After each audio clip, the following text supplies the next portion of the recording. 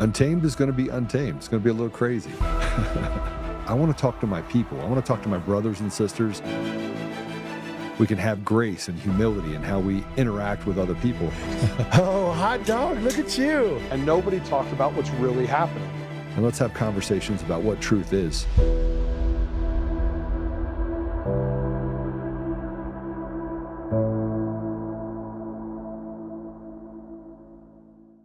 Haters are going to hate, obviously, but you did get a lot done. And even I know from where I'm sitting and where everyone in the chat is sitting, you know, people who are paying attention know all about Operation Summer Heat, and they know all about, you know, James Comey and Letitia James and all of this. So what would you say you're most proud of?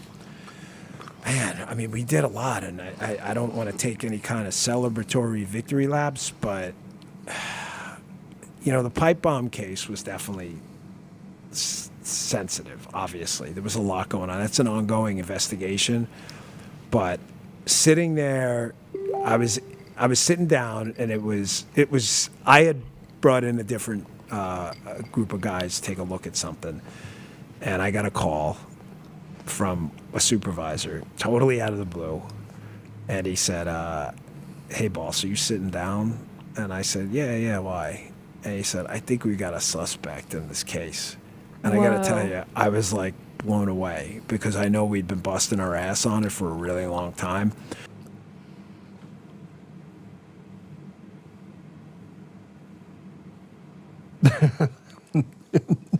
That's my cold open. You want to know why? All right, so there's this thing that happens when you spend time in the Middle East and Africa, and you train yourself on reading people. And Dan is lying. Dan Bongino knows he's lying when he was sitting up there talking. This is all for show. He knows he's lying. All right, play it again. Put me up next to it. Play it again.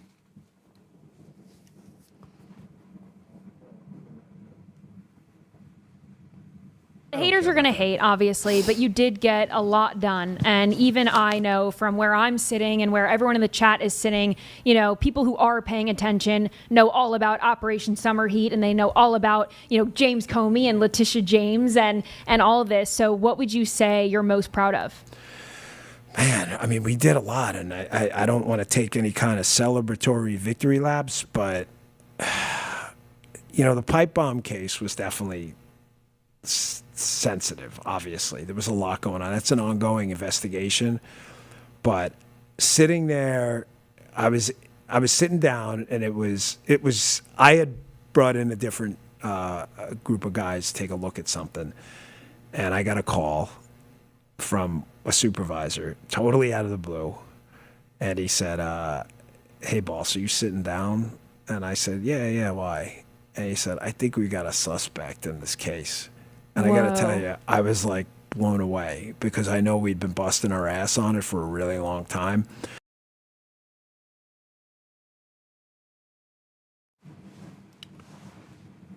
You can, I don't know how to point this out. The way that they cut the video was one that you weren't on him for any length of time, because they knew that he was lying. He knew he was lying. And he said, oh yeah, I brought these guys in to do something. And so he's creating an environment. He's literally creating. All right, so when you're looking at people, you're more concerned about what they don't tell you, not what they do tell you. And the FBI, I mean, he wasn't, but FBI agents are taught to understand deception. I'm not going to waste a lot of time going through this part, and I'm not going to wait, because I only have Mark for 40 minutes. We can go through a bunch of stuff with him, but and I want to go through this with him too, because we framed an autistic black man. You have whistleblowers inside the FBI that live down the street from Brian Cole, and no matter what you say, you can't get around the fact that Brian Cole is not the pipe bomber. And if we're talking about Shawnee Kirkhoff, they did a gait analysis. Kyle Seraphin himself was put on the home next door to Shawnee Kirkhoff who showed up. The bus pass was his. Traced it all the way back. And through this entire thing, as we walk through this, they're still trying to convince us that the lie is the truth. On the head of an autistic black man. So here's what I put up there. It's disgraceful. Dan framed an autistic black kid and covered for CIA stooge Shawnee Kirkhoff.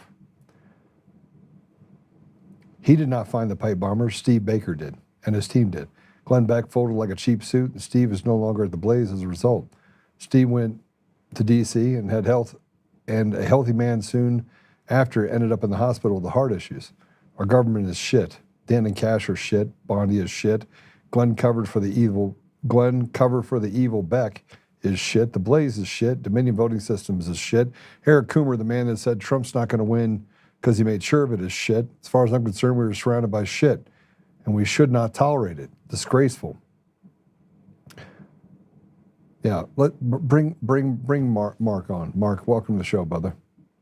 It's good to see you. Yo, good to see you too. So, what do you think? I mean, we frame autistic black kids now. That's the new thing. Oh gosh, I stay focused in my lane on elections and calling people out for lying about things I can verify myself. Well, you can verify the fact that a black dude that is autistic that lived in Maryland did not actually go into D.C. and put pipe bombs at different places. You can guarantee that is not.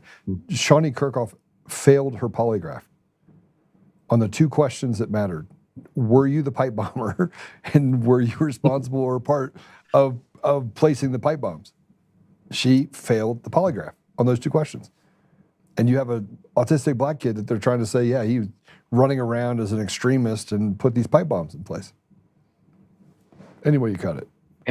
Yeah. I'm not a fan of liars at all. And I need to know more to see, who's lying, who's not lying. But there's a lot of people in government and in agencies, we'll say, that I'm not familiar with, that have been lying to the American people for a long time.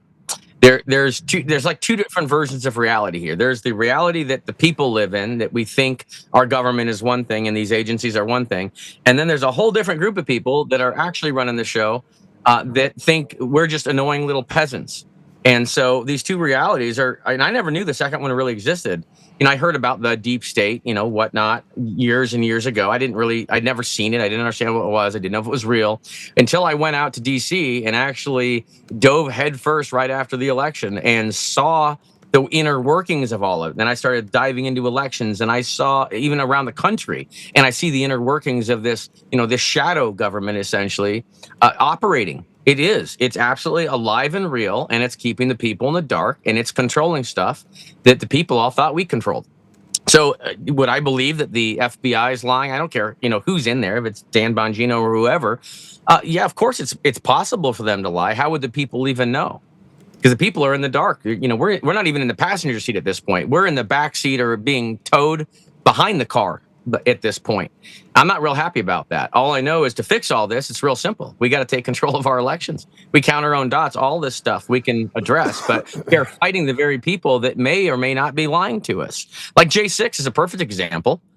We were completely lied to about J6. I know firsthand. FBI showed up at my doorstep on J5 the day before J6 at my doorstep in Colorado, asking me why I had a We the People banner on my Facebook page. That's why they were apparently at my house, and they kept asking me what I thought should happen on J6 the day after. Hold on a second. On Jan 6th, or Jan 5th, they showed up at your house? Yeah, in Colorado. Yep. The day before J6, asking me what I thought should happen the next day. Isn't that interesting? Almost like they knew something. Yeah. That's because it really J6 started on J5. By the way. Oh, I remember. I was at Freedom Plaza. I was speaking at Freedom Plaza at night when all the cameras went out, all the way across the top. And I was like, this is how they stole your elections right here, and this is how they're going to steal the elections tonight in Georgia. And they were like, and they didn't want anybody to see it because it would have basically told them what to look for that night. And guess what happened that night? Everything that I said was going to happen on that stage happened. happen. That's correct. The people that have been doing all this to us know exactly what they're doing. They just don't want 100%. Us to know it. 100%. 100%. Right. Well, yep. so I'll come back to the Kirchhoff deal because I want to dive right into this. Tina Peters and Victor Marx. Now, Victor Marx, there is a story within a story within a story within a story. Now, obviously, Victor Marx is playing the victim card, and he's still out there saying now people are attacking his family. He comes back to the same old tired deal that people are attacking his family. Nobody's attacked his family. Nobody gives a crap about his family. They care about the fact that this psychopath, and I don't even know what you call him otherwise, right? And somebody said, Joe, if you become the state chair, will you support Victor Marx? And I go, of course, if the people elect him, I am forced into a position where I have to support him as the candidate, right? Which is really sad because in no normal world would a guy that just registered to be a Republican 6 years ago, that just, hadn't voted for 15 years prior to that, would walk in and do some of the things that he's done. And you pointed out some of that stuff, and really, Mark, you did it from a different perspective. You're like, look, I don't care what anybody says to you. You said these things. I need to talk to you about it. So here's Victor Marx on Tina Peters. We'll start with that. Play cut one. She was tried by, jury of her peers. Mm-hmm. They found her guilty. That I don't take issue with because I wasn't part of any of that. Tina Peters, a nonviolent offender, first time elderly woman get 9 years. So my commitment to this is day one of Governor, I'll commute her sentence. Right. I'll not pardon it because that means she never committed a crime. I'm not going to go against that.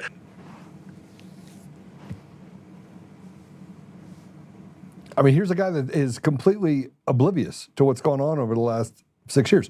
I mean, you couldn't find a person that is more out of touch with Colorado politics than this man. I know, and that's why I reached out to him. I wanted to get him the information that he didn't have so he fully understood what the issue was. I mean, Tina's at the heart of all of this in Colorado. Our elections have been stolen from us. Really, they're being manipulated. People in Colorado haven't figured this out yet. They've been manipulated for not just for a couple of years, not since 2020. They've been manipulated far longer than that. And Tina happened to stumble across it. That's why they attacked her. And so for someone running for governor that doesn't understand this, I was like, are you kidding me? Hold on, let me see if I can mute that. That's a friend. But I could not believe that something like that could happen. That it wouldn't know, and he wouldn't even look at it. Wouldn't call me back. Other people had asked him to please reach out to me. He wouldn't reach out to me. Ignored their request. I went and started asking him on X to please reach out to me. I need to get this information to you. One, he's got to know it. If elections are rigged, he's got to know that they're rigged. He's got to know how they're rigged. Otherwise, how the heck are you going to successfully run for governor if you don't know how to protect yourself? And two, we have an innocent citizen who was an elected official that happened to do her duty, oh my gosh, and actually look into some information that could potentially have helped her citizens that she serves. And when she went to expose this information, she got attacked and then thrown in prison by the very same corrupt people Victor Marx claims to be running to clean up. And for him not to want to talk to me, it was absolutely bizarre. Now, I'm going to give him the benefit of the doubt. I've asked him only like 5 or 6 times, maybe 10 times now. And maybe I'm finally getting through, and maybe he'll actually call me. He texted me, and he said he'd have someone. He said, we will contact you this week, is what he told me. Well, hold on a second. So I have the back and forth. Let's go ahead and put up Go for B2 it. if we can. Okay, Victor, your senior advisor has still not reached out. Now, I'm assuming you know how to use a phone, right? How about you just call me right now? I sent you the number twice via DM, attached here for transparency. And so you showed him that stuff, and here's his response. And then, I'm sorry, you said this. You said, well, no, this is beforehand. He said, let Mark, my senior advisor, know he will reach out to you. What is your best contact info so I can pass it on? And you said, I am the lead forensics in her case, and I've been around her about 90% of what she's been through and know things nobody else knows. It would be insane for someone that is running not to check on what I have to share. Who is we? Is Victor running, or is it we entity running? Is Victor refusing to meet with me? Okay, so now let's go to the new one. And here's the whole thing where you showed that you reached out, and he responded, right? Yeah. And he's responded since then. as well. Right. I mean, I just got something from him, I think today. Let me see here. I'll check. We'll check live here. Where's Victor Marx? Here we go. He says, Mark, we said someone will call you this coming week. And I replied saying that someone needs to be you. Because I don't want to talk to someone on his team. People aren't going to be voting for this we entity that's running for governor. He thinks that people are peasants, right? The guy thinks people are peasants. I mean, he thinks he's above everyone, right? I don't know. It's every weird. Person you talk to, every single person that I talk to has had interaction with Victor Marx, can stand to be in the same room with him for all of about 15 minutes, right? And he does these verbose things of, that he's like the guy. And he tries to build this persona that I think is built on ridiculousness, right? There's no strength in what he does. And frankly, Mark, the fact that he won't have a conversation with you means that he's deathly afraid that you're going to basically see this empty shell of a man. I don't care if he's running for governor or not. At the end of the day, I'm more concerned over the fact that when he gets into office, he does the right thing by Tina, if he gets into office, which, I mean, oh my gosh, the stuff that just came out today was unbelievable. This is crazy. And again, I don't have any dog in the hunt. I'm not in the race anymore. Scott Bottoms is my guy. I need to go fix the Republican Party so that we can make sure that we have viable candidates into the future and we can win in November, this year, November. Yeah, I just want him to call me. I just want to have an opportunity to go over this stuff because he's got to know this. And why would someone avoid wanting to know this? Why would someone that's mentioned Tina numerous times, that everyone in Colorado is talking about, that people all over the country are talking about, that President Trump himself has mentioned and even pardoned her? Wouldn't you think that maybe because the president of the United States of America has pardoned this woman, that if you're running for governor, you just might want to talk to the guy that did the forensics on her case so you can actually intelligently discuss this? It's bizarre that he hasn't called me. I've been waiting. I figured he'd call me last night. I waited, turned my ringer on. I don't usually keep it on at night. I had it on all day long. You just heard it a little bit ago. No phone call from Victor Marx. So I hope he's not an empty, I don't even know. Someone called him vaporware, I heard. I hope he's not that. I hope he's not an empty candidate. I hope he's legitimate. I hope he's real. I would like to have a discussion with him. As you can see, I'm very real. Mark, I'm very logical. I just want to talk to him. Hope is not a strategy, though, bro. We've talked about this. So I'd like hope to be a strategy, but it's not. Well, so here's. I want someone real. Yeah, well, I think that's the problem.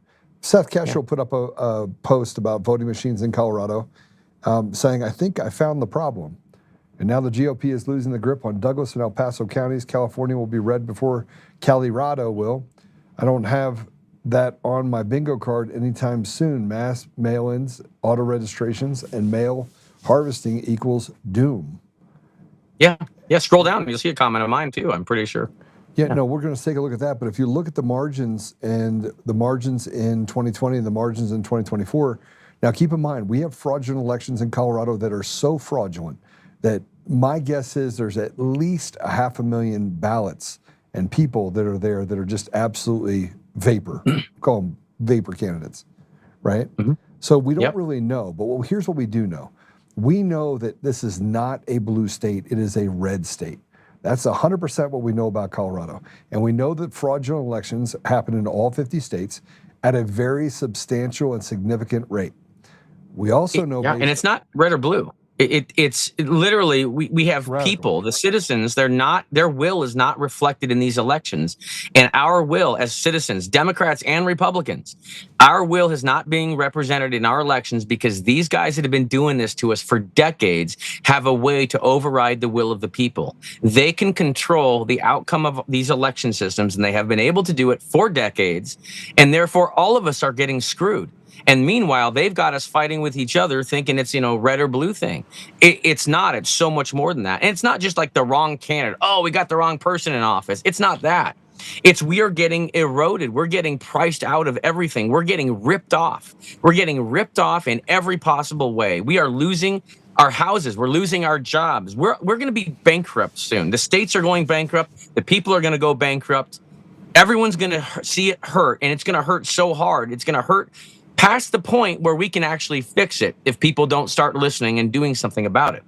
And the solution is so easy. We have to reclaim our elections, period. It's all about the elections. And for someone running for governor like Victor Marx, if he isn't running 100% on restoring integrity in the elections, putting them back in the hands of the people, I have no idea who the heck this guy is. Yeah, it's not. It's getting worse and worse and worse. Put that back up, because Mark did have a post on that. It should be just below it. Could be. I can see my bullet. So you and I have talked about Eric Coomer at length. Eric Coomer, the guy that is the director of strategy and security, he was the original system architect, the chief architect of Sequoia voting systems, dating all the way back to 2005, when he was on his way to prison for a long period of time and got out of that only to be brought in as the guy that ran the election systems for 17 states and the District of Columbia. He frankly then took that system, rebuilt, did whatever he did, went to Chicago, brought in 24 Venezuelans, made sure that election was as close to a kabuki theater as you could possibly get, caused an uproar everywhere, which got CIFIS involved, that said, nope, you guys have to sell this. There's no way in the world these are legitimate elections. Inside of that entire process in 2007, for 3 years, it was run by this proxy group of managers that during that period of time saw so many election snafus that it was almost considered, several states considered throwing it out, including the District of Columbia. Okay? 2009 gets transferred over to Dominion.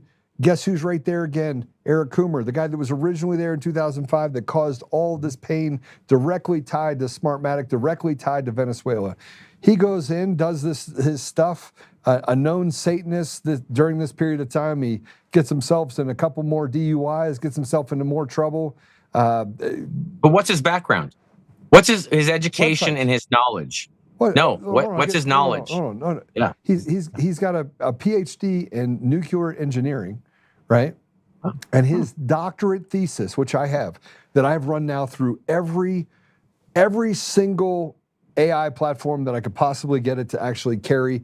And I said, build me based on this. Does this compute based on the cast vote records?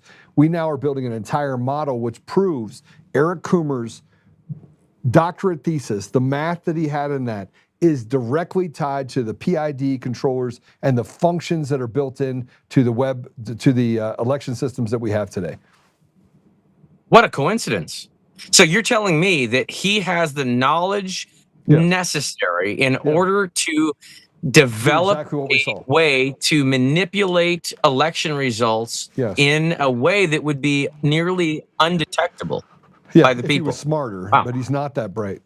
Okay, fine. Mark's comment, put it up. It says, the infiltrators and the idiots in the GOP are providing the cover for the communists to destroy the state. The only thing I see that can save the GOP is Joe Oltmann. I take that as an endorsement for a state chair.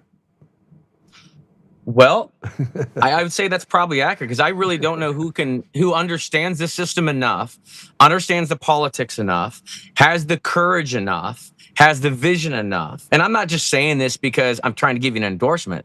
I truly, if someone asked me who could do it, it is you. That's why I posted that. Legitimately, I don't know who else could do it. But it needs to be done, because I know there are good people in the GOP, but they're being crushed. They're being crushed by these infiltrators in the GOP, and they're being kept from realizing what the truth is. The parties have been infiltrated, both parties, Democrats and Republicans. Democrats were infiltrated long ago, and the parties were totally taken over. And they're taken over because the parties are used to control the candidates that are getting on the ballot. So then once they get them on the ballot, they can then manipulate the results in the election system to put people in office. So of course you're going to go after the parties, because it's a mechanism of control. It's a lever that they can pull in the elections.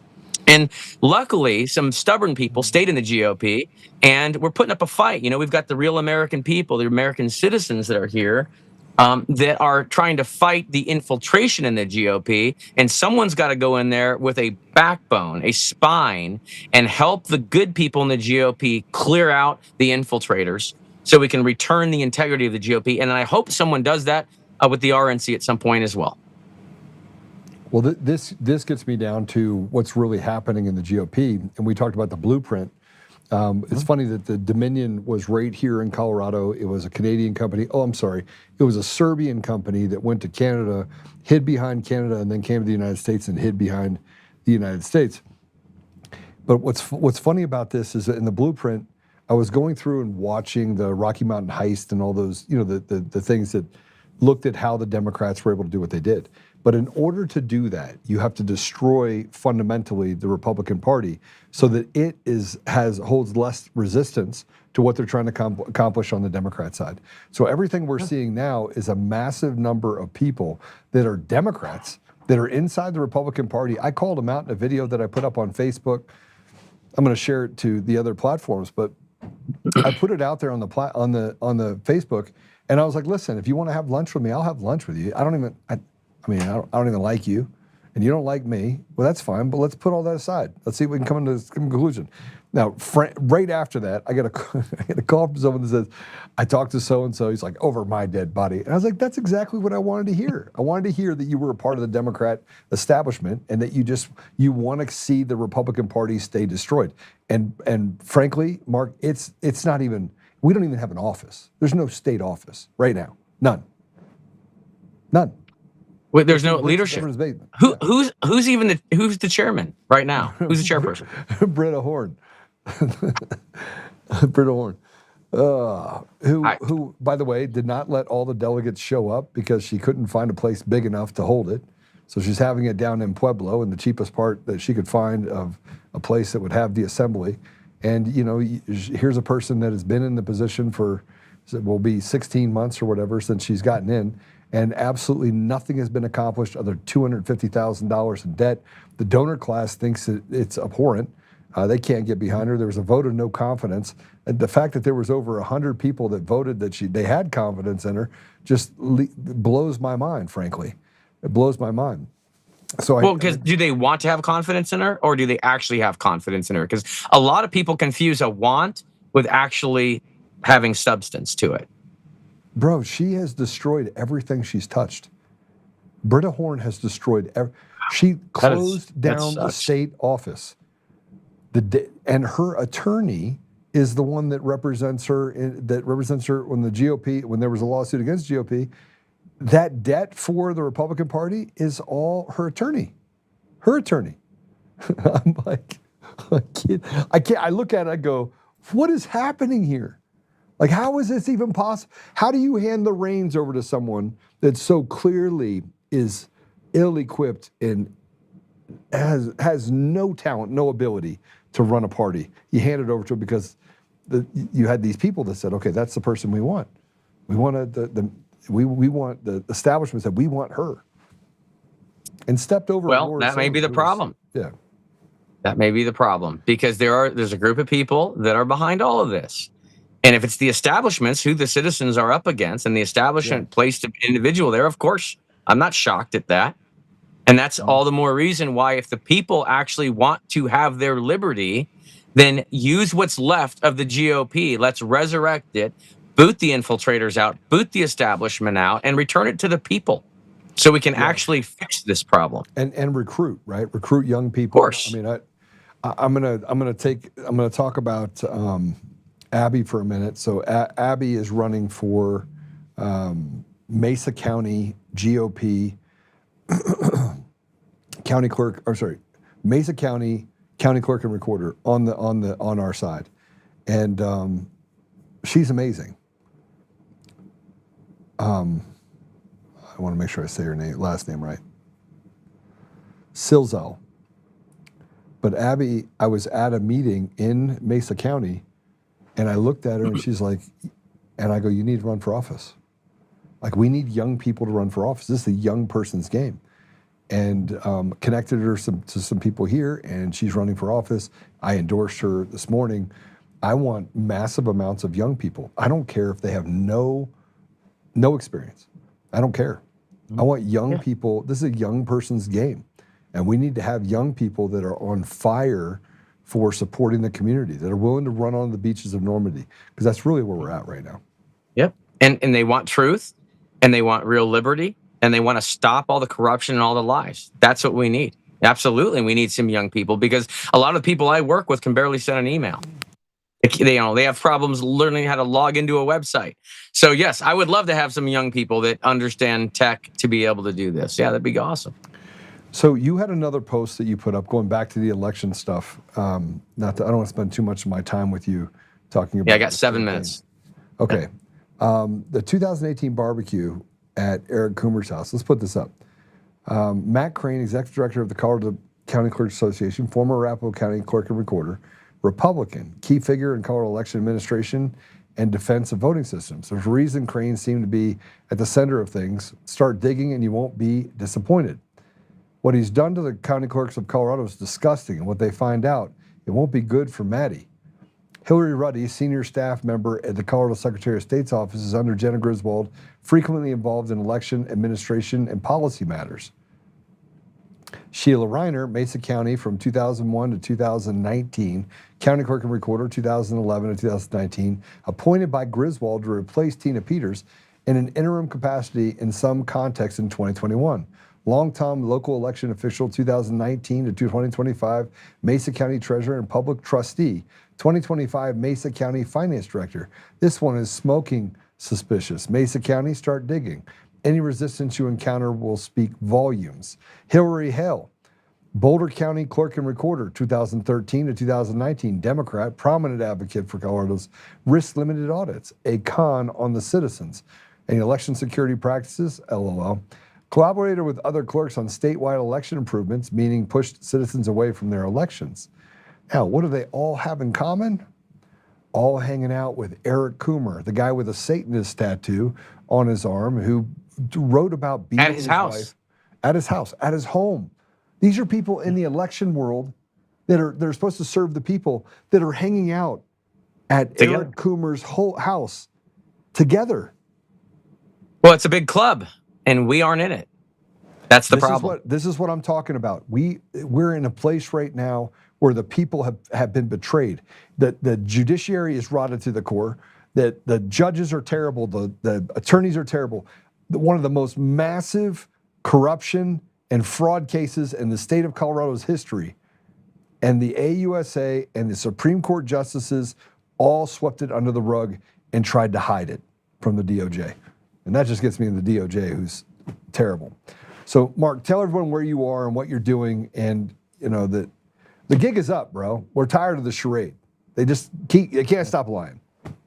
They can't stop lying because they've been doing it for decades, and they desperately do not want the people to figure this out. Because once we figure it out, we're going to abolish this system of control, this corporate-run election system. And once we take back control of our elections, their entire house of cards falls. And I'm sorry, but American citizens, we have no choice. We have to. We won't have a nation otherwise. So right now I'm out in North Carolina. I'm about to head up to Guilford County. I'm about 30 minutes away, and that's why I got to hit the road here real quick. I'm doing a presentation tonight at 6 o'clock with the citizens. Then we're going to get together and do a little bit of strategy session tomorrow morning, and then I'll be on the road to the east part of North Carolina. I've got a couple events on there, so you can find all those events, locations, etc. at handcountroadshow.org is where all that's at. And if you want to, and please do, follow me on X, I would really appreciate it, because I will be dropping a lot of more live stuff. And tomorrow is going to be my first, my first show of Tactic Tuesdays, where I'm going to actually start going over, I'm going to spill the beans on all the cabal's tactics that they've been using over the years to manipulate our elections. So tomorrow's the kickoff for that. Show episode number 1, and you'll want to watch for that. I'll record it sometime tomorrow, and I will put it out online by the end of the day. I wish I could do them all live, but because I'm on the road all the time traveling around, I'm going to do my best to keep them at a fixed time, but it's probably going to be sometime before midnight that I'll get them out to you guys. So it'll be a lot of fun. Then I'm going to have guests on every week. Every Tuesday, I'll have a guest that has been affected by that particular cabal tactic. So if you want, we can put these into the Untamed Nation world, and I'd be down. Broadcast it. We did it for Father Mahana. He has his Untamed show, and it worked out really well. Does it once a week on Thursdays. I'm kind of untamed, so I'm okay with that. You're definitely untamed. That is absolutely true. So are you. All right, God bless you, brother.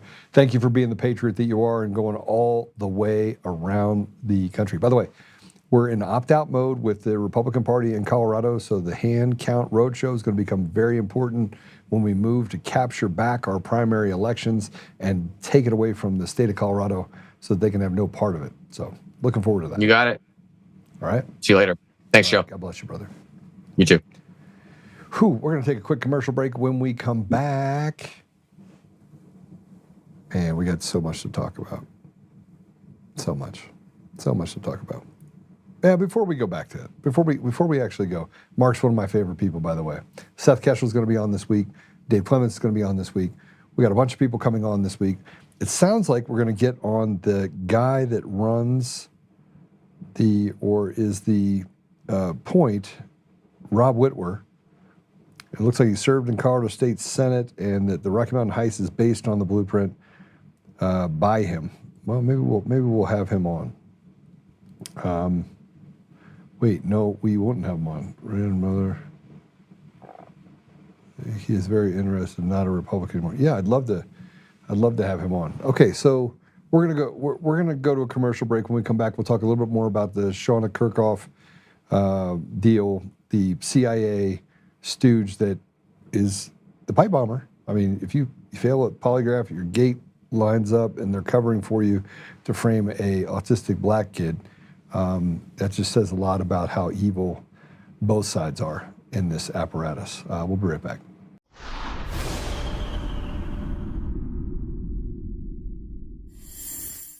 Hi, I'm Joe, Supreme Leader of DCF Guns. What is DCF Guns, you ask? We're the best damn gun store and range in the universe. Do we have guns? We have all the guns. We got small guns. We got big guns. We even have beastly guns. We offer all types of training, and we have 5 ranges across our 3 locations. I'm a good shot. And of course, we have all types of ammo. We even have flamethrowers. Woo! We offer incredible membership opportunities, and members save even more on guns, ammo, and accessories. Come join the DCF family today, where we keep the range hot and the deals hotter.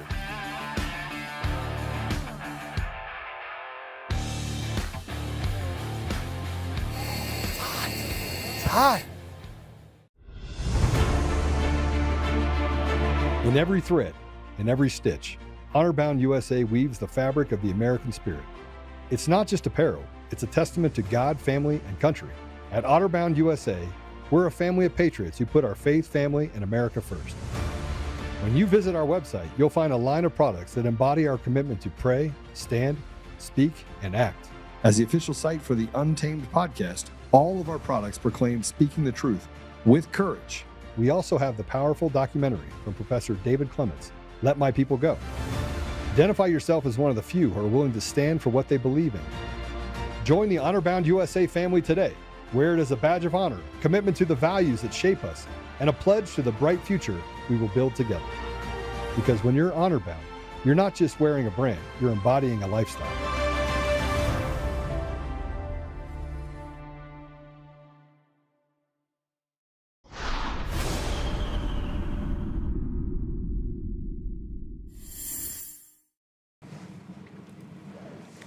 All right, welcome back. So we were talking about before when Mark came on, and obviously we're in this place where it's utter chaos. Everything that we deal with is this huge charade, and we tolerate it. We find ourselves tolerating it over and over and over again.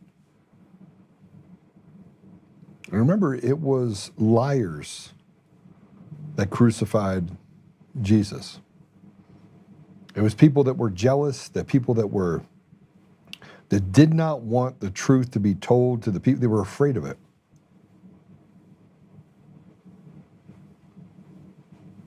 And when we look at what's happening today, not much has changed. Evil people still act like they're the good ones while doing an immense amount of harm to the people in our country, in the world. And when I see, I put up a post, I was pretty critical of Glenn Beck. And I'm just gonna say this. Steve Baker is a saint to come out and support these people. He put up this post. I want to read it to you. A couple of quick and important notes on the shitstorm the Blaze initiated today. Please read carefully. Glenn Beck had nothing to do with either my hiring or firing. He hasn't known the Blades for quite some time. In fact, the leadership who fired me are the ones Glenn called wussies during a broadcast last year. They're also probably responsible for his near complete separation from the company he founded.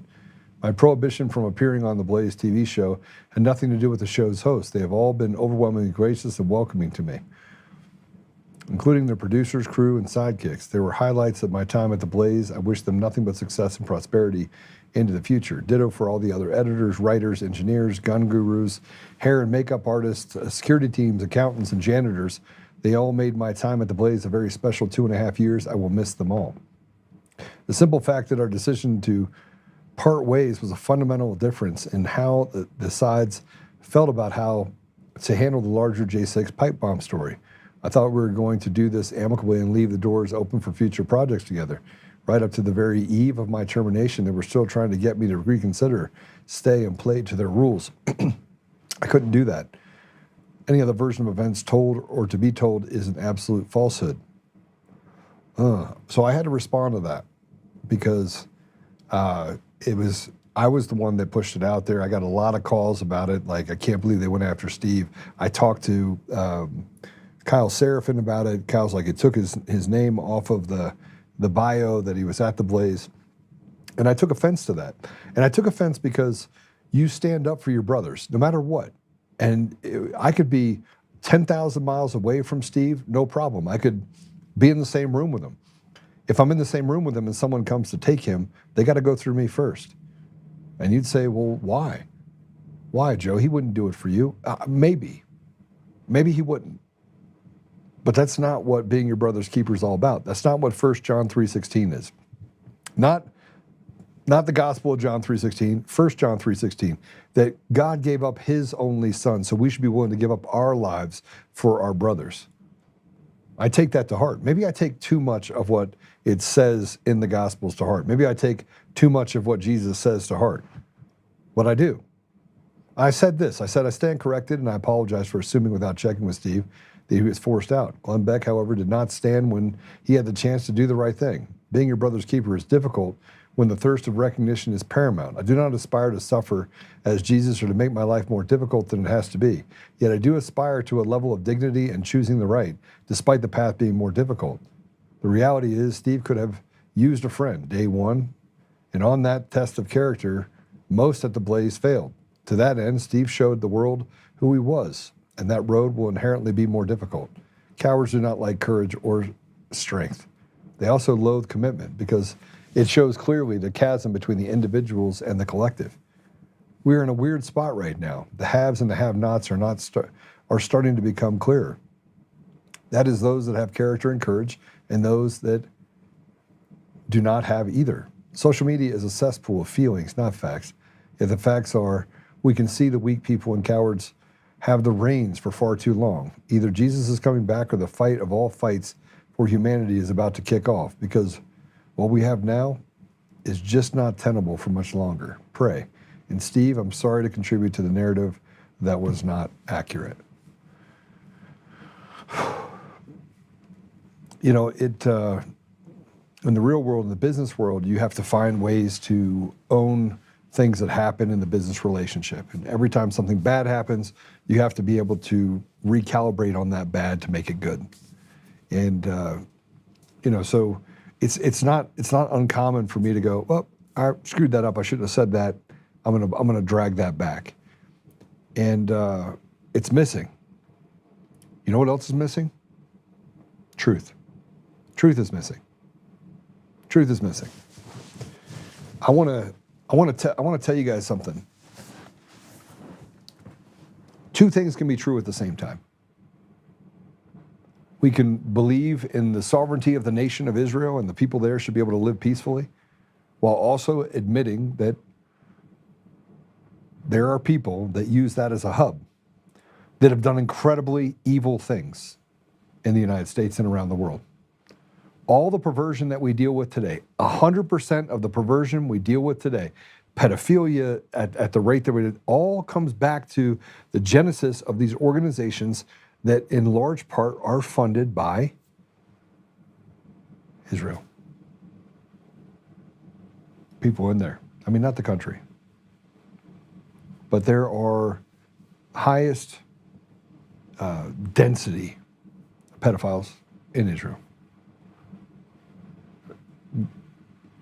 You would say, oh, Joe, that's not true. It's absolutely true. It's absolutely true. The guy in Vegas that got arrested for trying to sleep with a little boy who worked on the cabinet with Bibi. Now, any normal person would say, let him fry, stay there and make that guy go to prison. Now, he was allowed to leave the country. He fled, and they, 6.5 months later, just dropped the charges, unceremoniously just kicked him out and said, oh, we're not going to do anything with it. Haves and the have-nots.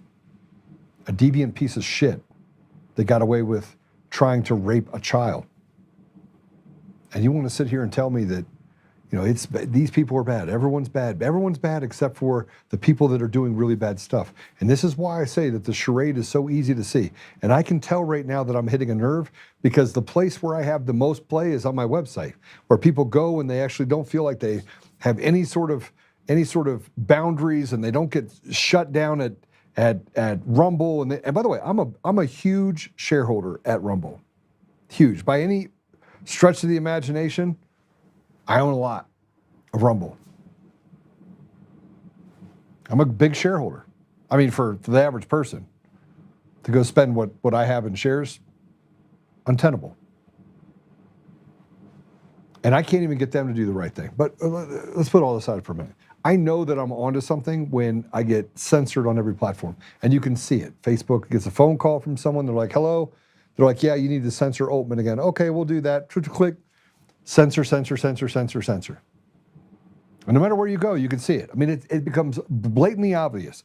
Joe's going to talk about something that's truthful. We're going to stop him from speaking because we're deathly afraid of someone else catching on to the truth and being like, oh, that's true. You're not allowed to say the obvious out loud. You're not allowed to stand up for the people in our country. You know what else you're not allowed to do? And this is Tucker Carlson now deciding that he's going to he's got FU money. He's going to step out and say the truth. No matter what it does, he's going to say the truth. He had this meeting. He had a interview. Let's go ahead and play it. You need to go up a little. I can't see it. Go. And underneath all of this, and the reason that I really do worry that the country is going to become like openly tribal, and that leads to violence every time, is that a lot of the same people who are upset about the rise in anti-Semitism, which again I think is real, I mean I can tell it's real, and I don't like it either, are the ones who abetted all the anti-white hate for so long, which is still not being addressed. The Trump administration sued Harvard over its anti-Jewish discrimination. Yeah.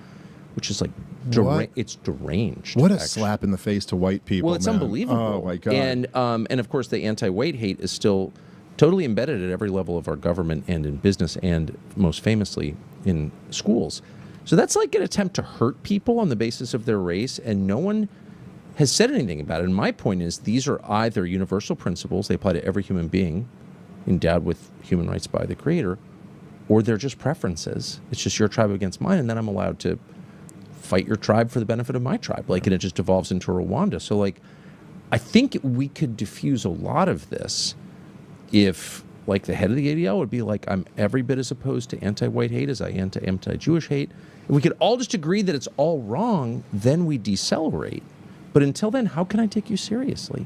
Yeah, and I think along with that is we have to stop fighting wars on behalf of Israel, and we have to have some type of separation. I mean, I'm not saying that we should be enemies with Israel or that we should go to war with Israel or anything like that. But the relationship, the special relationship between the U.S. and Israel is so freaking weird.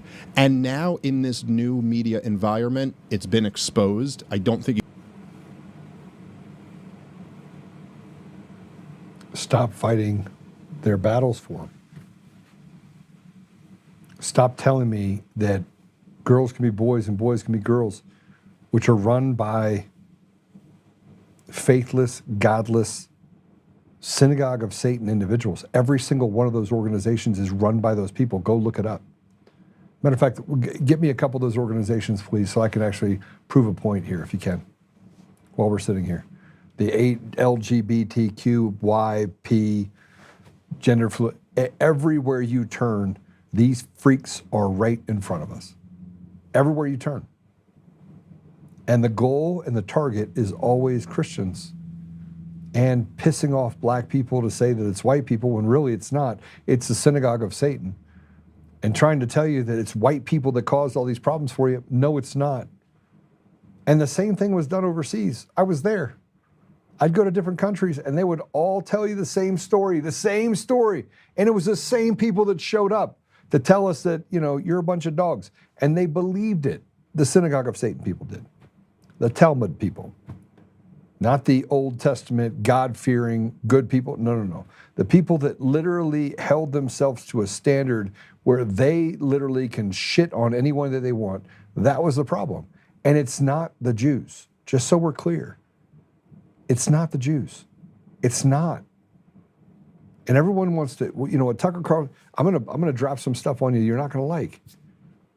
There's a difference between the Jews, even the Samaritans, and these Bolshevikian, whatever you want to call it, fake Jews.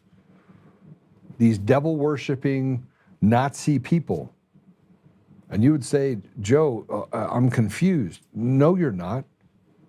Anyone that tells you that you have to allow for evil things to happen because these people did it when they're hiding behind the true and good people of a country, there's something wrong with you.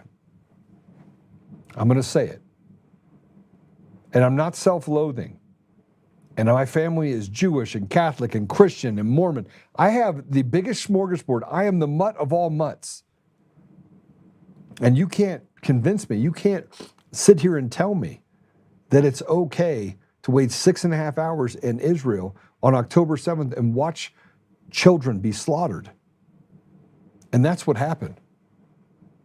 You had women raped and children that were slaughtered, and it was all done with the approval of the people that stopped the IDF from coming in. Because let me just tell you something, you can't go 50 meters without running into someone that's in the IDF, and there's no way 6.5 hours later that there'd be no presence of the IDF on the street after 6.5 hours. It's not possible. You'd have to set it up that way. And then there are people that have testified that they were told not to go on patrol and to stay out of that area.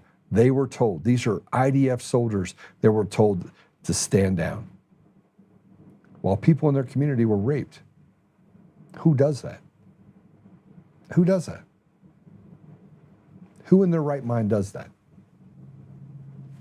Victims in their own environment, but it set the stage for us being able to do things and go in and act and do whatever we want to do. October 7th was the most terrible day for people literally just trying to have fun. Well, people came in and just victimized them. But they were used as a storyline and the people can see it. That's why I say it's a charade. You can see it. You can see it.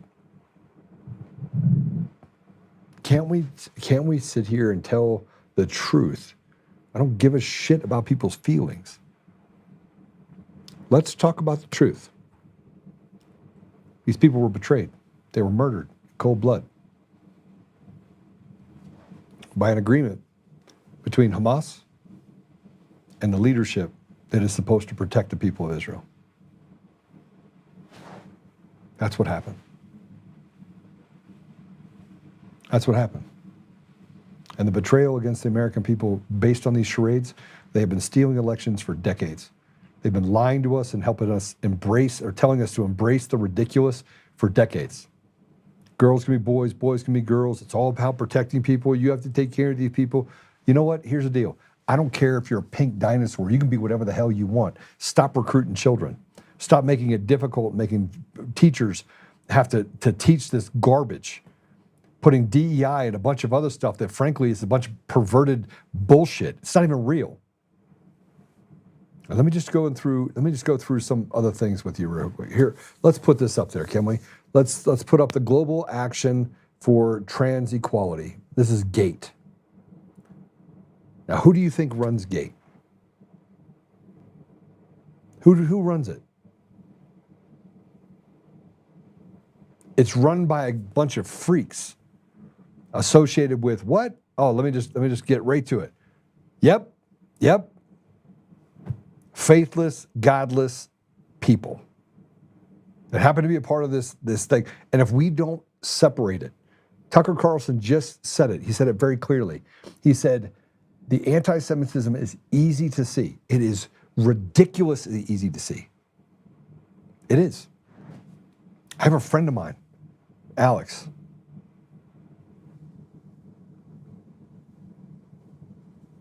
I find it difficult to have conversations with some of my friends because they're afraid. Some of them won't even admit to people that they are Jewish. They won't admit it. They won't admit that they're Jewish because by admitting that they're Jewish, it puts themselves at risk. And the risk is not just a physical risk, it's an emotional risk because then people say things about you and they wonder. But we haven't found a way to separate Jewish brothers and sisters from Jewish cowards that do evil things. We found a way to separate out Christians and Muslims. We call Muslims that do evil things terrorists. We call them that. ISIS, Taliban. Although I'm going to tell you right now, when I sat down and had coffee and did dua with a Taliban leader, I actually did have coffee, not tea, coffee. He was the nicest guy in the world. Now you're really going to be upset at me. Now I'm saying that there's a terrorist that's a nice person. We keep lumping everybody together, and we are getting nowhere. You know, every side attacks Christians. Why? Because Christians have a high road. They have a high road. We put all Muslims in this bucket and we just want to attack them and we want to say they're terrible and they're bad people. I had a conversation with a guy that was from Eritrea. Yeah. And he's Muslim. His name's Wahib. And I was going back to the airport and I got to talk to him in Arabic, which is awesome. And for not having as many conversations with someone who speaks Arabic, I did extremely well. I understood what he was saying, which I take as a marker. Like God's like, okay, I know you're really rusty at this, but I'm gonna let you understand. And so I sat there, and we just talked. We talked about the food, we talked about the culture, and he had been to Mecca and Medina. And he had been to Saudi Arabia and Bahrain and all these places. And you'd say, well, why is he driving an Uber? And you just don't know. you actually don't know why people do that. Time on his hands. Super nice man. And then we talked about what really it is that he sees as the problem. And he was very clear. He's like, Israel. And I was like, really? And I said, well, what if I told you that I'm a Jewish Christian? He's like, I'd still tell you it's Israel. Now keep in mind, I haven't paid for the thing yet. I could give him 0 stars. He didn't care. He wanted to be truthful with me because I was being truthful with him. I was having a good conversation with him. And I go, I don't think it's the people. And he goes, I agree. It's not my people either. So imagine this. You're having this conversation and doing all this stuff and you're talking to this man and he's saying the quiet part out loud. How many people does he have in his car that he doesn't get to tell that to, that have some preconceived notion that it's every Jew over in Israel that's like, yeah, let's bomb the hell out of Iran. It's the opposite. And look, I don't want to kill anybody. I don't want the footprint, my footprint of nationalism to be America first, to be on the throat of another country at the expense of killing people while saying that I'm more important in humanity than another. And I think that's my problem with these diabolical people that run different states like Griswold and Polis and Weiser and Dan Rubenstein, and I mean, I can go down the line.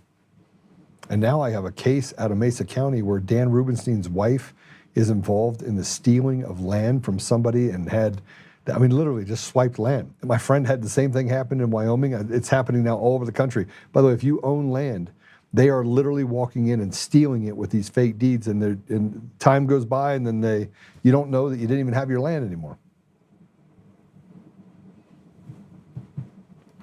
I bring this up because if we don't start separating this stuff, and by the way, Jews are coming out talking about this, but the media won't let them talk. They're too busy talking to these Zionists over here that only want blood. I'm not a Zionist. I am 100% a Christian. That means I follow Christ.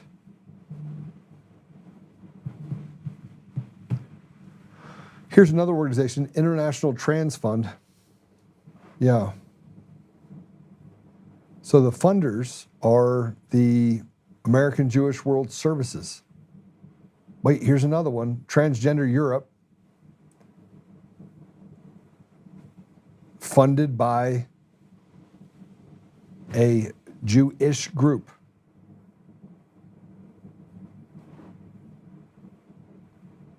I mean, look, you don't have to like what I'm saying right now. Here's Tigu.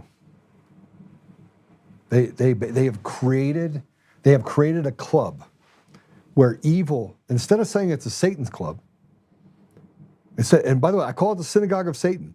If you don't like it, go to Revelations 2:9. Go to Revelations 3:9. It's in the Bible. These are people that are Satanists. And if you don't think this is Satanism, I don't know what to say to you. And look, if you're a transgender, I'm not against you. I'm not against you. I'm against the organization that thinks it's okay to drive someone into a lifestyle and to recruit people and to groom children into a deal where over 40% of the children will attempt suicide. So it's basically, it's like the Jones Pack. Let's just all go down to South America and drink the Kool-Aid and let's kill each other off. That's in essence what they're doing. If the agenda was to get the world population down, pretty easy to do, right? Just turn everyone into eunuchs, cut off penises and stop women from being able to reproduce. They've done it with vaccines, they've done it with big pharma, they've done it with environmental changes, they've done it with chemtrails, they've done it with, I mean, you can look at all the things that they've done to us and the charades that they put in front of us, and it's easy to see. And all we're saying is, listen, life, liberty, pursuit of happiness, let us have a good life and step out of the way and stop treating us like slaves. So let me give you an example of this group of people. Anti-Defamation League, terrible, terrible, terrible, terrible, terrible, terrible people. Listed me as a militiaman. And my organization as a hate group. I've never hated on anybody, ever. I'm not even hating on the people that I should hate on. I should want to tear these people apart that try to hurt my people in my community and groom children, but I don't. So here's a case that we've talked about before, that this is the America First Legal. So if you don't know about the America First Legal, do we have America First Legal? Can we put up their website? America First Legal filed a civil rights complaint against Cherry Creek High School District for branding student misconduct culturally appropriate and blocking student discipline based on race. This actually happened. Cherry Creek. That's a Republican stronghold, right? And the package has been, we haven't even started talking about the fact that the DOJ, Pam Bondi is a cunt. She did nothing. There was nothing that was done by the DOJ of any significance. And you start hearing stuff like they got the murder rate down at the FBI. Who did that? Show me who did that at the DOJ. Show me the action that was taken that actually resulted in this going down and murder going down. Show me what the DOJ did. Show me what the judges did. Show me what anybody, show me anybody in the DOJ or the FBI that their actions resulted in less people dying and less misery of the American people. They can't even pay for anything. Put it up, please. Good organization, great organization. American First Legal. Go check it out. They're protecting all sorts of people, and they're well funded by parents that are just trying to fight for the basics of what's in their community. Go ahead, take it down. Whew.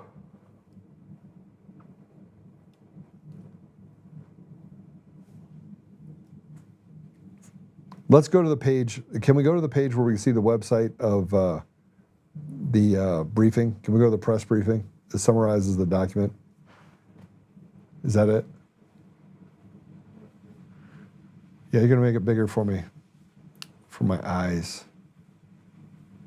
Okay, so America First Legal files federal civil rights complaint against Colorado School District for branding students misconduct culturally appropriate and blocking student discipline based on race. What are you teaching people? You're actually creating a race war. We got rid of it. America First has filed a federal lawsuit.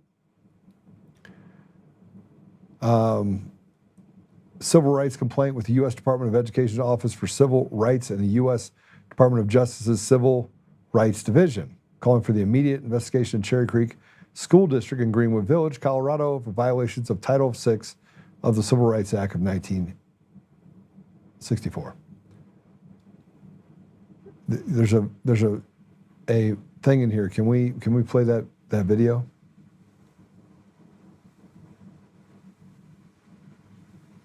So let me just tell you what this says. We're calling her, this just goes through and talks about the fact that whiteness, you're not allowed to be white. And let me tell you, if these devilish people, these synagogue of Satan people, they're not Jews. They're not Jews, they're not Jews, they're not Jews. If we're not going to be anti-Semitic, we're going to take these people, we're going to push them over here, and like they want peace. If you were to go to Israel today and talk to people on the street, they would all tell you they don't want anything to do with what's going on right now. There are mass protests happening in Israel as we speak right now against the things that are happening in Lebanon, Syria, and in Iran. Massive. But these synagogue of Satan individuals, they are, I want to say it again, I'm going to take them and put them in their own circle. These are Satanists. These are bad, bad, bad people. Bad people. These are Revelations 2:9, Revelations 3:9. These are those people. These are devils that took Colorado from the third best place to live, safest place to live, to the fourth worst, most crime-ridden state in the country. I want to talk about the fact that they've destroyed the state of Colorado in every category, from education to opportunity to business to regulations to human rights to constitutional rights. They've destroyed all of it. They literally are standing on the throat of people in Colorado every day. They have stolen their First Amendment right, their Second Amendment right. They're making it legal for people to sue counselors that say, listen, I'm going to teach you about therapy, and that maybe this isn't the right path for you. That makes it for them speaking to the child, First Amendment, the right for parents and other people just to sue. Parents that are just third parties, by the way. Child Protective Services can sue them. Anyone can sue them. Biggest problem we have in our state is that people can't live. And then we have people that step over and spit on people inside of our community. Black, brown, white, doesn't matter. But they sit over here, these synagogue of Satan people, and they say, it's the white people over there. And oh, by the way, we're not white. We're different. We're Jewish. We're not white. We're not white. You can't put us in the white bag. So those are the white people, which is what they're saying is Christians. What they're saying is Christians. When they're pointing over there, they're not, that's what nobody seems to understand. This group of people over here, these radical leftists, a part of this synagogue of Satan deal, they're over here saying white people because they know they couldn't get away with saying Christian. That's what they're doing. The Christians over there, we want to punish them. And we want to change it so that we can let people, black people, go out and victimize people and teach them that that's okay because the white people, they're the ones that did it. And by the way, most people don't believe this. Most black people don't believe this. Most brown people don't believe. They think these people are nuts just as much as we think they're nuts. They think they're evil just as much as we think they're evil. I'm talking to my friend, he literally, and I was like, bro, come on now. I was talking to Dr. King, who's running for governor in Wisconsin. And I talked to him this morning. And he's like, Joe, we know who it is that's doing this. And we have to find a way to use information and the vernacular the correct way. And then you have people, dog whistlers that'll come in and say, anti-Semitic, anti-Semitic. Let's put this up here. This is CPAN, Colorado. Major civil rights complaint filed against Cherry Creek School District, allegations of race-based training and exclusionary programming and teachers training programs. This is unbelievable. And you know who was involved in some of this stuff? And I don't want to speak for him, but Patrick has been fighting this fight because he stood up and said, look, I'm an American. And Patrick's of the same, he's in the same deal that, like we're from the same generation. We thought we crushed, we thought we crushed racism. I thought we got rid of it. This is from June of 2025. And so I want to look at how quickly, I want to show you how quickly the DOJ works. What you just saw was from June of 2025. Okay, June 2nd, 2025. Dear Office for Civil Rights, this is a federal civil rights complaint pursuant to the U.S. Department of Education's Office for Civil Rights Discriminatory Complaint Resolution Procedures. Colorado Parents Advocacy Network, CPAN, is submitting this complaint to formally report civil rights violations occurring within the Cherry Creek School District in Colorado. We're filing the complaint against CCSD for violating Title VI of the Civil Rights Act of 1964, which prohibits discrimination based on race, color, or national origin in programs receiving federal funding. June of 2025, take it down. Now, in January of 2025, President Trump issued an executive order, 14188, directing stronger action against campus anti-Semitism. That was what happened in January. February 2025, the DOJ forms a joint task force to combat anti-Semitism involving DOJ, Department of Education, HHS, and others. The task force announced visits to 10 high-profile campuses, including Columbia, Harvard, Northwestern, UCLA, and others. Ready? I'm not done yet. In March of 2025, the task force begins aggressive enforcement. On March 7th, the administration cancels $400 million in federal grants and contracts to Columbia University, citing its continued inaction and deliberate indifference to persistent anti-Semitic harassment since October of 2023. Similar funding freezes or reviews hit other schools. Northwestern faces a freeze on $790 million. Negotiations intensified after the March funding cut. Columbia made initial concessions on March 21st, 2025. The full settlement was announced on July 23rd, 2025. Columbia agreed to pay $200 million to federal government over 3 years and $21 million to the EEOC Claims Fund for affected Jewish employees. Total $221 million for affected Jews. In exchange, most frozen funding was restored. Columbia adopted the IHRA definition of anti-Semitism and implemented other policy changes. Brown University settlement announced in June 30th, 2025, agreed to pay $50 million over 10 years to workforce programs. Cornell University settlement announced November 7, 2025, paid a $30 million fine and a $30 million in other commitments. Northwestern University settlement announced November 28, 2025, agreed to pay $75 million over 3 years to unlock $790 million in frozen funding. So what is it? Tell me what the DOJ has actually done to stop these initiatives that are hurting white people all over the country. And it's not just hurting white people, it's hurting race relations. It is creating a race war. So the first order of business of the DOJ was combating anti-Semitism, not DEI, not Marxist teachings that are ripping our society apart. Costing people their jobs, their livelihoods. They got to put these stupid things that are pronouns on it. Nobody wants to do that. It's ridiculous.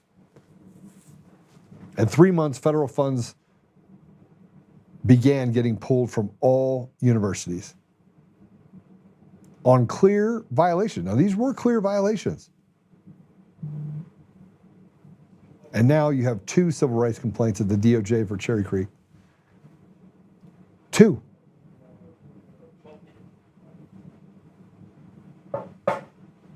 And now I want you to play something else. Here's an audio recording from AFL, from the filing. And this is blaming black students' conduct on whiteness of the school. This is how absurd. This is another level of absurd.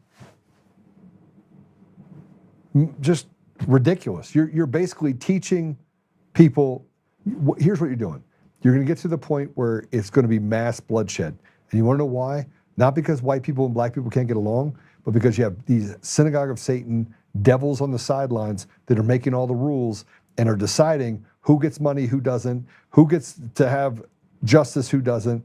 It basically is it's not a 2-tier justice system. It's no justice except for who we decide are the winners and losers. It's terrible. It's terrible. Let's play this audio recording. For not having discipline, then does he offer that, or he just said it's not good? Oh. I mean, we can go over the whole conversation. I'm sorry, it's just that we see her a lot now at this point, and two hour and a half. I mean, we probably within 2 weeks we spent over 3 hours meeting with Dr. Aset and Dad and Omar and Owie and I, and whole group of conversations with me and Mom, and conversations with me, Mom, and Aset. So the bottom line in all of this is that their first instinct is implicit bias. So if, for example, is not responding appropriately to concerns, it's because has implicit bias towards a black young lady, and that she does not know how to navigate the cultural identity of a black young lady, and that is talking to her like talks to anybody. This is just how communicates, and that is culturally appropriate for her to communicate that way because that's what is culturally appropriate. And that what is happening is that the whiteness that is present in our building is looking at that in a punitive way. That we are not. Is this a fair way? You're on point. That we are attributing negative connotations to what is essentially exactly. We're calling her disrespectful or disruptive or defiant when she is just communicating in a culturally appropriate way. And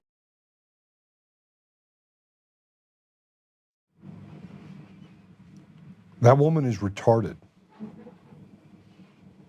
That woman is the definition of retarded. She's the most retarded person. She could win the award for the most retarded individual. And then the other person has said, "Oh, that's right. You're on point. You're stupid retarded. You're even past the part of retarded. You fell in a bucket of retard and you never got out of it. You just you almost drowned. That's how retarded these people are. They're being disrespectful. You have them screaming at people, pulling people's hair, doing all sorts of stuff, and that's appropriate. And we have to give them free passes. No, we don't. And black people don't want free passes. They want opportunity. They don't want to be saying, okay, have them run out and do all this stuff wrong, and we're just going to let them keep going out on the street. We didn't teach them anything, because God forbid you create this thing called discipline. And I don't care if you're white, yellow, green, yellow, purple. I don't care about any color. See, my generation thought we got rid of this. We're like, look, what's up, bro? How you doing? We don't go, hey, what's up, bro? Oh, you're black. Oh, what's up, my brother? That didn't happen. We judged each other when we got on the basketball court, or we got on the football field, or we got on the wrestling mat. We never played tennis, so that wasn't even a thing. We became our brother's keeper, man. We would hang out. It didn't matter what color you were. My family is that. My family is the perfect melting pot, man. It's freaking amazing. And in the middle of all this madness, we don't have these problems. You want to know why? Because we think it's absurd.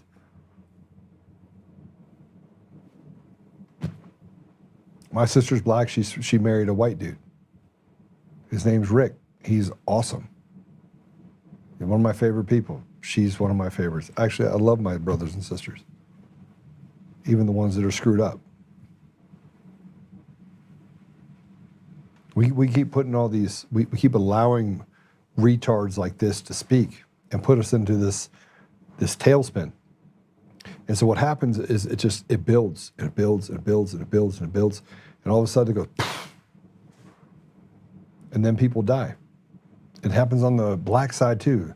So you got someone that has been taught nothing. You guys out of school, he hardly read. He's never been conditioned for anything. They've probably shoved a bunch of psychotropic drugs down his throat. He's lived in a poor environment, so he's always running from one thing. I mean, the adrenaline in his body and the cortisol that it creates, because you have gunshots and gangs and all this other stuff. And I'm talking about the inner city. It's a real thing.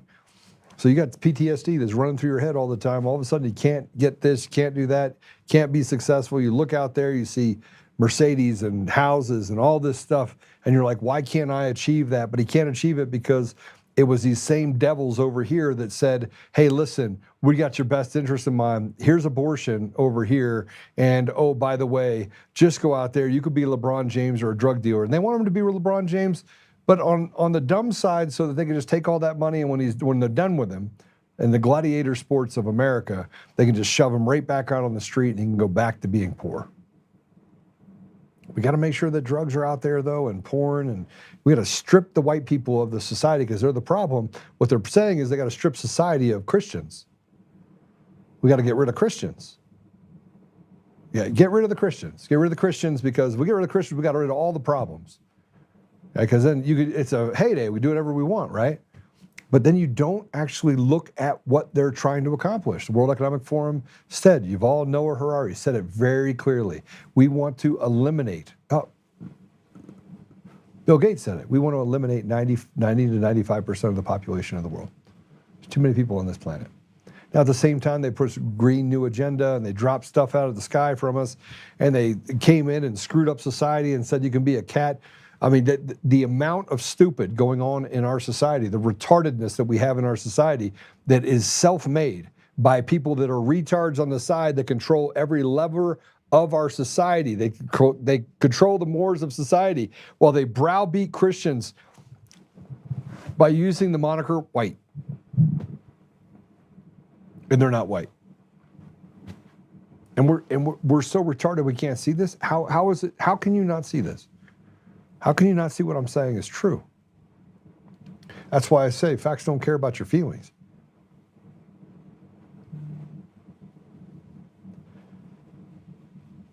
And I want to show you something else. This just shows you how they continue to double down on this while President Trump is in office. The DOJ has done nothing. Todd Blanche will do much more of nothing, because these are the haves versus the have-nots, and they're destroying every part of society. Just look at what they've done to every community. that had any sort of, it was on an upward trajectory. The 90s into the 2000s, man, we were on fire. 2008 came along, you had let's start now by putting the Affordable Care Act, which they should have called it the Unaffordable Care Act because rates have gone up 1,200%, and the quality of care has gone down significantly. And big companies are getting bigger and getting more money, and insurance companies are over here getting bigger and getting more money, and the technocracy is over here telling us that you can't have competition, and they're cutting out the small businesses, medium businesses in the middle of everything, and they're telling us you only have to do business with these people, and these are the only people you can work for, and everyone else outside of that is basically shit on. And they're the ones that represent 90% of the tax base, because we're also going to give freebies to people at the very top.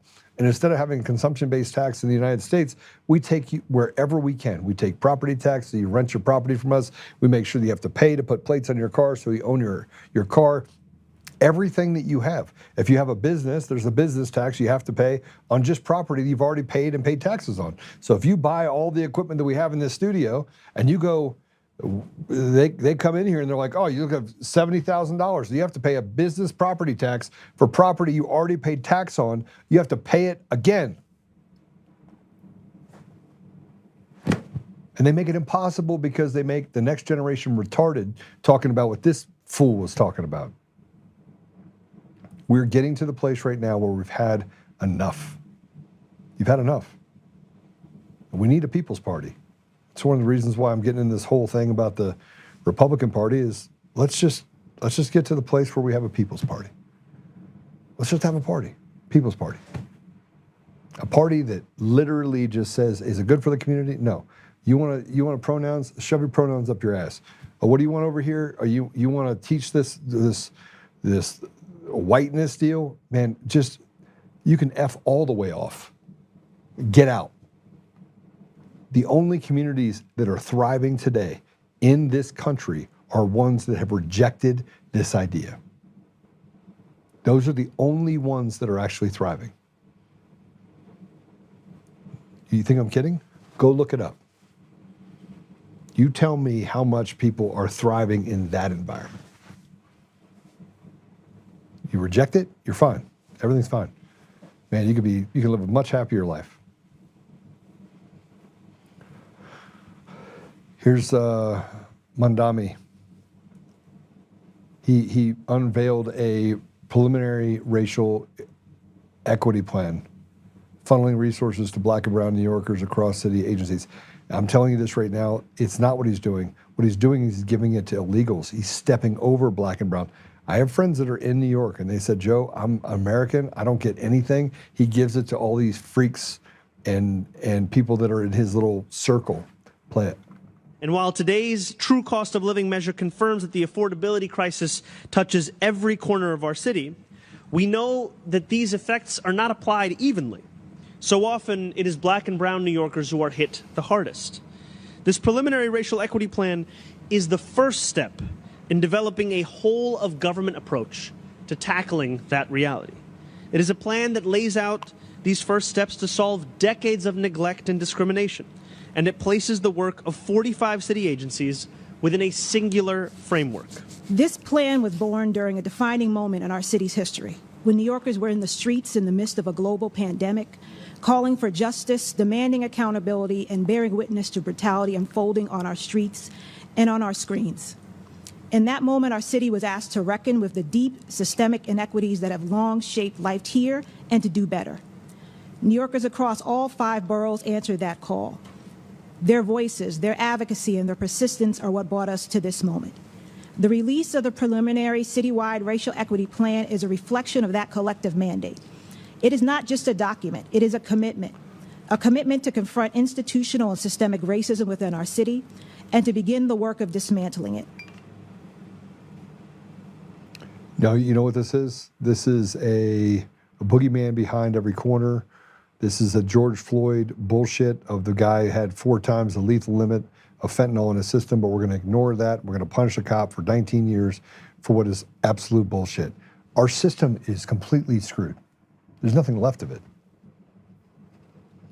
There's nothing left of it. We have stolen elections. And until you actually get rid of the stolen elections, you have nothing. You have nothing. You are literally a slave on a ticking time bomb. And sooner or later, they're going to come take it from you. If they haven't tried to take it from you already, i.e. me. Stand up against the devil itself. Stand up against people that are devils. Separate the wheat from the chaff. Talk about the fact that the people inside of Israel are equally victimized by these evil doers. People that have done evil. Somebody said, Joe, how do you decide? Kyle Clark said, how do you decide, Joe, who's the synagogue of Satan? You shall judge them by their deeds. That's how I found out who they are. When they do things to actively destroy everything that we represent. And when you have Lauren Boebert gets on and takes a picture, a selfie at a Rockies game, and can't recognize the fact that Tina Peters is in jail and that we are at war, all you showed me, Lauren, is that I want nothing to do with you. And I got to work with you because I'm going to fix the Republican Party. But in the future, we will have candidates that won't do that. They won't even once even try to dance with the devil. You watch as people in Colorado burn, and you think it's funny. You think it's hilarious. You think it's okay. We can just watch our communities burn to the ground. I'm disgusted. I'm disgusted by the leadership that we have in our country right now. I'm disgusted by the DOJ. I'm disgusted by Bondi. I'm disgusted by Todd Blanche, because you know what? It's not that complicated. I'm disgusted by the judges that we have in positions of authority that have done real harm to our communities. Can't be any more disgusted. Just disgusted, disgusted, disgusted, disgusted.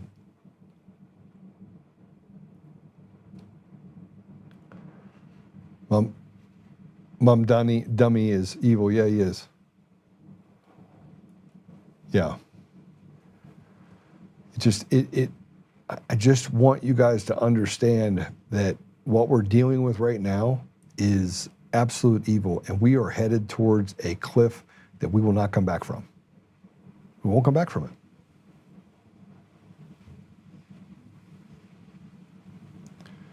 Jolt is almost always right. Yeah, I am, and that's why they've done everything they can to censor me. So that's why you become the ambassadors of truth.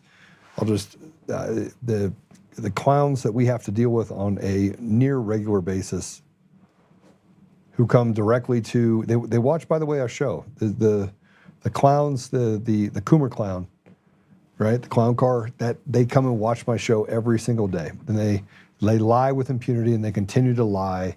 They continue to stack things up and to do things that have nothing to do with anything other than the fact that they're trying to cover up their crimes. They say that when you have the facts, you pound the facts. When you don't have anything, you pound the table.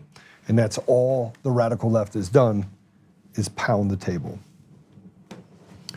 All right, I gotta go. I'm done. I got a bunch of stuff I gotta do. And it looks like I'm done a little early, which is weird. Remember, Apple Podcasts, Google Podcasts, Spotify, Pandora, iHeartRadio, TuneIn, and more.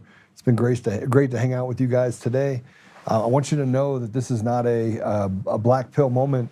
It's not even a pill moment. It's a stand up, speak up. We're going to build the largest coalition of people across the entire state of Colorado, and we're going to build a model for other states. That is, unless the rhinos step in and say, oh no, Joe's not our choice, which is possible. Because at the end of the day, fixing something so inherently broken as it is in the state of Colorado, the Republican Party, it's not just broken. It's on. We don't even have a state. It's on life support. In debt, with $20,000 in the bank, with a person running it that hates the very people that she represents. That's where we're at in Colorado. So we'll see how it goes.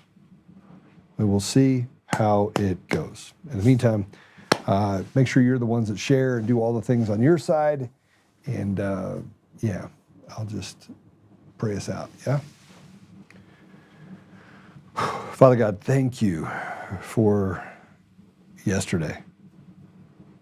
Thank you for the symbol of the sacrifice that was made for all of us so that we can have eternal life. Father, it is a harrowing environment that we're trying to weed through. We know that it's also one of the most exciting times to be alive. We have the ability to defeat evil once and for all.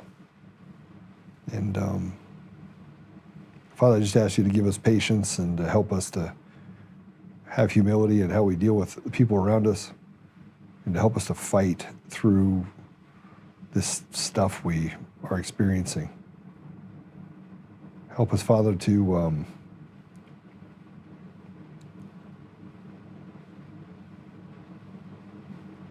have courage and to act in that courage, to represent you well. Father, I just ask you to help our friends that are suffering right now. Dave Bear, that's fighting as hard as he can against this cancer, and I just keep bugging you for it, but I just pray that you can heal him fully. Help us, Father, that we may be able to see the light at the end of the tunnel and walk towards it, by doing the work that needs to get done in the meantime. Help us that we can make Colorado a better place, make Colorado great, but that we won't sacrifice ethics or morals in order to get there. I ask these things, Father, in the name of Jesus Christ. Amen. Oh, so much to do, so much to do. I want to thank Patrick for the fight that he put himself in. It's cost him dearly. After 19 years, he was in education. 17 years. Through this 19. He's getting educated right now. Yeah. I know 17. I had to go through my Rolodex in my brain. All right. We'll see you guys tomorrow, same time, same station. Remember to hit the share button, do all the stuff that you do, and continue to fight. I'll continue to fight here too. Take care.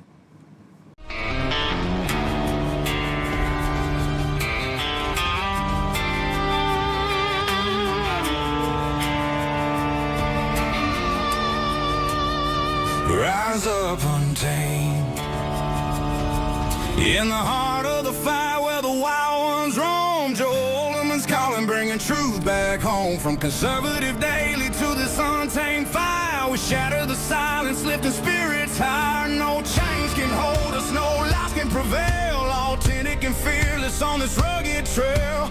Patriots gather under stars and stripes. Untamed nation, igniting the night. Untamed nation, let the truth roll out in this land of the free. Standing proud from sea to shining sea, we won't back down. Catch the fire, wear the crown. Untamed nation, it's our battle song, motivating hearts where the brave belong. Yeah, untamed and wild, forever strong. Play it again all night long.